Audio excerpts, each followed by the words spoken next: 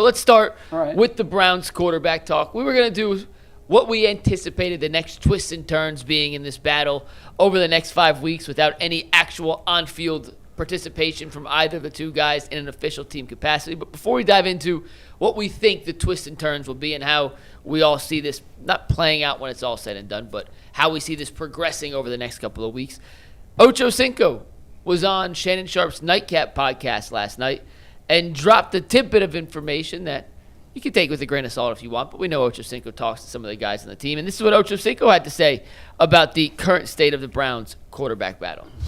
Cleveland Browns fan or not, Deshaun Watson is the starting quarterback for the Cleveland Browns. The job that Deshaun Watson is going to get, Uncle Joe, it is his job to lose. He has 6 weeks. I guarantee you, listen to me now. I'm telling you, I'm calling it right now, Uncle Joe. He has 6 weeks to make sure that team is playing above or better than whatever the expectations may be for that team and that quarterback. If he's not, Shedeur Sanders will fall in line as the backup and be the starter for the remainder of the season. Did the guys go on to disagree with them? I'm sure they did, right? I'm watching your Bazana clips now. Okay. No, they just asked where you heard that from, and he said, I talked to guys on the team. Yeah, and I'm sure he knows some guys, but I don't think Chad Ochocinco is a beacon of breaking news. No. Right. I don't know what his track record is. He says a lot of things. I love that you can guarantee it. I'm telling you right now. That's how it's going to be. That's his typical. I like his glasses. That's his style. Too. Yeah, it looked like he needs to turn on some lights in the basement. I like them glasses. It's a little dark down there. Them glasses is fire. I love Chad. He's awesome. I tend to believe him when he says that. I think, but the bigger question is is it going to be for the season? I maintain that both guys are going to start a good number of games next season. What order? Who goes first? Who comes in relief? I have no idea. But the Browns' track record of starting 4 quarterbacks during one season is pretty long here. Yeah, only 12 times since '99 if they had at least 3 starting quarterbacks. Wow. Including each of the last 3 years.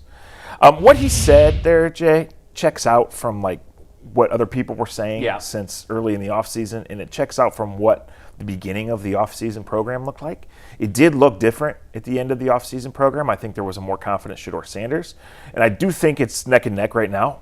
First and foremost, because nobody won the job. Yeah. But I think Todd Monken wants to, as we talked about in the first hour, there's going to be a real training camp competition, not just a quarterback, but at multiple jobs. There's going to be real NFL training camp practices with a lot at stake in late July and early August out there in Berea. So I do think it's open. I think that makes sense. I think if Deshaun Watson starts the first 6 games, it'll be the disaster that it's always been. They'll be 1-5 at best, and then all these other things we talked about the coach and everything. There's just no upside to this team playing Deshaun Watson. No. This team is rebuilding. This team is pointed towards the future. The only thing that makes even a little bit of sense to me is play Shedeur Sanders, let him learn, let him develop, find out about him. Deshaun Watson, you've been driving down the wrong road for 5 years. You've got to turn around at some point. Yeah, that sounds good. I think, you can say whoever you think is going to be the start quarterback. But one thing that you got to tell you, Ochocinco know this. Unc know this. There's a reason why they said we're going to wait till these pads get on. See, there's a difference between, I was looking good and what people thought it was going to be and how it was going to be. Deshaun Watson is always going to look good with shorts and helmets. He looks great. He's a natural thrower. He's athletic. But the problem is this. It's what can you do when the pocket is collapsing, when there's guys in your face, when you got to make the throws, when you have to have it, when you need to be accurate on the 3rd and 7 and the guy is in your face. That's where football is played. And to me, I would have already said this. If the goal was to name the starter or how to maneuver, Deshaun Watson should have got Shedeur Sanders up out of here after this. The goal was, if I wanted to feel confidence, he should have got him off. It shouldn't be not even close. You should have wanted him to come in there and look so good, so competent, that there was no question that Shedeur Sanders was even gaining any ground and we just going to go to camp. Mm-hmm. When that did not happen, and people started being like, okay, well, we got 2 of them. That looks like we're going to go into training camp. No, I don't want to go into training camp. I need that to be done today. That if I was Deshaun Watson. The longer and longer it goes, the more and more opportunity you have to look like the guy who we saw before. And I need to see it. If Deshaun Watson comes back and he's cooking, and he could come back after 2 years of sitting out in suspension and then 2 years with the Achilles, I'm going to shake his hand. I'm going to shake his hand because that means he is head and shoulders cooking. But you need to see that in a football game, don't you? You do, and G, that's why I think he's going to get runway. I think to your point, Zach, he's got one card left in his hand. He had a full hand, and he's played 4, and he's got 1. And the question is it an ace? Is it a deuce? What is it? We're going to find out. And I think the Browns are going to give him that opportunity because at the end of it, they are infatuated. Whenever a player is an all-star, all-pro, whatever, in their mid-20s, and then for whatever reason, and we've seen it, Michael Vick was later in his career, but he had a down turn. Whenever that happens, the team is intoxicated by what used to be. And they're looking at the old tape and they're saying, that's in there. It's what the Guardians are saying right now with Stephen Kwan. It's in there. We just have to tap into it. How do we tap into it? And I think because his situation was so complex, both mental and physical, they're wondering, is the physical part fixed? Is the trauma that he went through behind him? And if it is, then the question becomes, is he physically able to do it again? And they're going to give him runway to either prove that or disprove that. And if he doesn't prove that, and I'm with you, I don't think he will. I don't know that it's going to be 1-5, but I don't think after 6 it would be 3-3, and I think it would take that for him to stay in that seat. So if he's 2-4, 1-5, 0-6, God forbid, then I think we're moving on. You've got to figure out what's under the dust on the lottery ticket that is Shedeur Sanders. You have it. You've partially scratched it, but very little, and there's still a lot of boxes left to be scratched. You've got to figure out what you have before you get to next April, before you get to the draft. That's right. Because that's when real decisions that will impact this team for the next decade need to be made. I got a question for you guys real quick. Looking at the timeline of this and this comment, just this comment specifically, Ochocinco and Jerry Jeudy were working out together last week. They both posted each other on their Instagram stories. Then Ochocinco comes out and says, I'm hearing, players on the team are telling me. Yeah. I'm not saying Jerry Judy's the one leaking the information. I'm just saying they were together last week. Ochocinco comes out and says this. If it is Jerry Jeudy as one of the people that Ochocinco's talking to, and he's telling Ochocinco, hey, I think it's Deshaun who's going to be the starting quarterback. Could that, and I'm not saying this is true, I'm just saying I'm putting You're connecting pieces dots. together.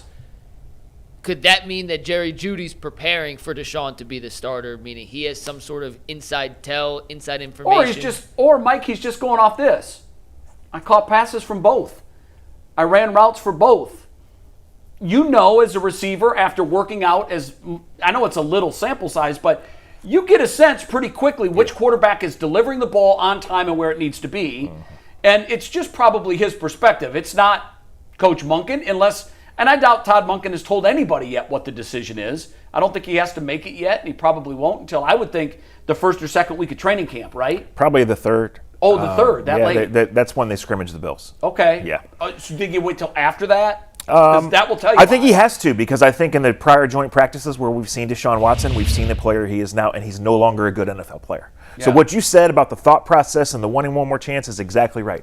And what Garrett said about, hey, this guy deserves a chance and he could maybe be out there. He's just not a good player anymore. Yeah. He's just not. It's clear. And let's prove it once and for all. So the Todd Monken thing, the new offense, all of this that's untold, right? We don't know. But I watched every pass of the spring, just as I've watched every pass of Deshaun Watson's career. Who do you grade higher? higher? He's the same player he was in his first 4 years. Well, that was awful. He's awful. So he's got to be better than So Shedeur he's right not a starting quality quarterback. Okay, so if it's you're just grading not both of them out, and you're Todd Monken, and you have to choose off of what you saw, who are you? And I'm not talking about potential or any of that. Just there's no numbers and names attached to these players. There's player A and player B. Which one are you taking? I'm taking Shedeur Sanders. It's the simple. It's not as simple as. So he outplayed him then. I don't know that he outplayed him. Because see, I'm saying don't attach all the other stuff to it. Okay, Don't attach the age. Don't attach the fact that we don't know yet who he is. So that's why there's no winner. But when you take an honest look at the situation, there's no upside to Deshaun Watson. He's not going to be good anymore. 2020 is a long time ago. If you're You close, if you're out, we know this. If you're close, if you can't make a decision and you got a dude that's played 7 games and a guy who's a veteran that's been in the league 10 years, Go with the kid. you're going to go with Always the go young, with you're you. going to go with the young guy. Now, the thing is, I think what he's doing is he want to prove it to himself. You know what? I think Todd Monken want to prove it to himself. He's like, okay, well, I'm going to give you an opportunity. Come on out here against the Bills and let me see it. And to a man, all you can do is respect that. I'm going to give both of y'all the opportunity. But the reality of the situation, if Deshaun Watson and Shedeur Sanders is neck and even, then it's going to be a different conversation because, like you said, at the end of the day, I got to not only make a decision this year, I need to make a decision next year because that's impending. And if it is Shedeur Sanders on a rookie contract that's from 5th round, that's a lottery ticket. That's unbelievable. Right. That's the see. I want to give myself enough data sample size to know because after you stop talking about who won the competition, the other competition starts. Is okay. Shedeur is playing, but guess what? Do I know? I need to know on him because I got another evaluation coming out with a quarterback next year. Yeah, is he good enough to start and be the franchise quarterback where I can go to sleep saying we can go in a different direction? And the job is to start doing that today. Let me ask you this, Zach. What do you think, and again, this is an assumption, but it's a logical assumption. Ochocinco's with Jerry Jeudy. Ochocinco comes out shortly after and says, I guarantee it's going to be Deshaun Watson. What did he see that makes him think that Deshaun Watson was a better quarterback than Shedeur Sanders? I can't explain that. You didn't I can see tell you any for of that. months that people have been coming out and saying Deshaun's going to be the QB, Deshaun's going to be the QB. And you don't see it. And there's just nobody's ever explained why there a single good reason why that would happen. This guy's the same player he's been. He turns the ball over. He's inaccurate. He doesn't process. It's over for him. It's been over.